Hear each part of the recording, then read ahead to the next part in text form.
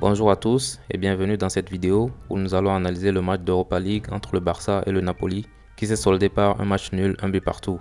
La faute à un Ferran Torres, soi-disant grand attaquant, qui depuis 2-3 matchs maintenant enchaîne des ratés pas possibles. Aujourd'hui, si je m'en abuse, il a 3-4 loupés monumentaux qui auraient permis au Barça de rentrer avec les 3 points. Ce n'est tout bonnement pas possible. Et j'ai envie de dire qu'on comprend pourquoi City a soi-disant tout fait pour le garder. Bref, comme d'habitude, la première partie de cette vidéo sera consacrée à l'analyse tactique et la deuxième à une analyse critique. Vous êtes prêts? C'est parti.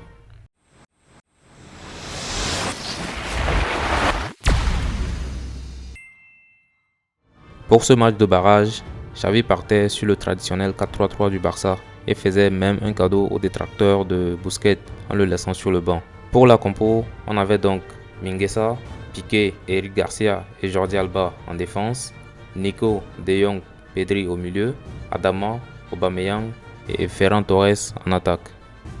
Côté Napoli, Spalletti lui partait sur un 4-2-3-1 avec Jesus, Rahmani, Koulibaly, Di Lorenzo, Fabian, Ruiz, Ingueza, Insigne, Zielinski, Elmas et Osimhen seul en pointe.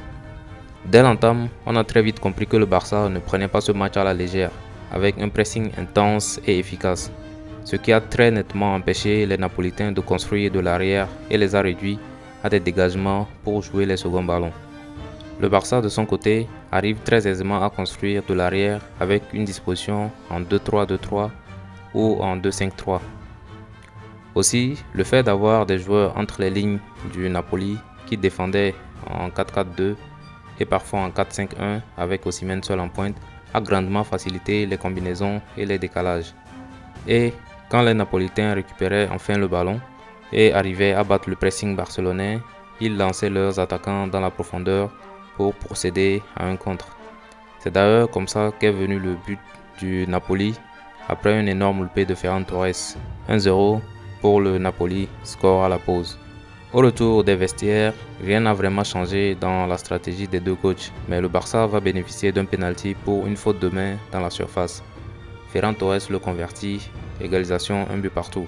Pour forcer le résultat, Xavi va procéder à des changements en sortant Frenkie de Jong, Adama Traoré et Nico pour faire entrer Busquets, Dembélé et Gavi. Busquets et Gavi vont asseoir encore plus la domination barcelonaise au milieu de terrain pendant que Dembélé dynamite le côté droit de l'attaque.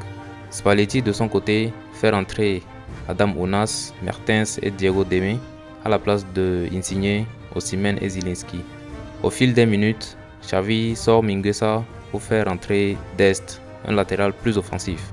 Le Barça continue à pousser, mais le Napoli tient et sentant ses joueurs dans le dur, Spalletti fait entrer Mario Rui, un latéral gauche, et Kevin Malcuit, un latéral droit.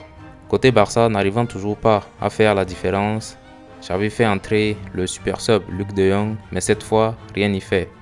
Score final, un but partout. Avant de passer à la seconde partie de cette vidéo, petit disclaimer. Sur ce match, côté Barça, on a vu de belles choses. D'abord en défense, avec un Piqué très appliqué.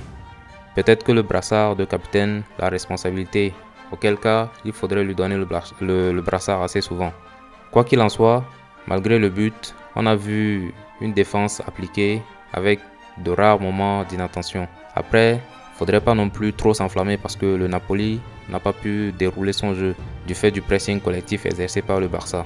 Le gros hic de cette rencontre se trouve en attaque avec Ferran Torres qui a vendangé un certain nombre d'occasions franches. On a aussi vu des appels en profondeur d'Aubameyang qui n'a pas été servi. C'est clairement une variante de jeu qu'il faut adopter. Et enfin, que dire de l'entrée de Dembélé? Il a dynamité la rencontre à lui tout seul. Dommage que les discussions de prolongation soient au point mort. Côté Napoli, j'ai été déçu par ce qu'ils ont proposé. Je m'attendais à une rencontre coup pour coup, mais ils n'ont pas réussi à trouver la solution pour étaler leur jeu. Faut dire que procéder en bloc bas ne les a pas arrangés, surtout avec les bons défenseurs qu'ils ont. Koulibaly est un grand défenseur. Peut-être que le Barça devrait se positionner sur lui. Une charnière Araujo ou Koulibaly, ça aurait vraiment de la gueule. Un autre joueur du Napoli qui m'a impressionné, c'est Anguissa, sentinelle avec une très bonne protection de balle et qui résiste très bien à la pression.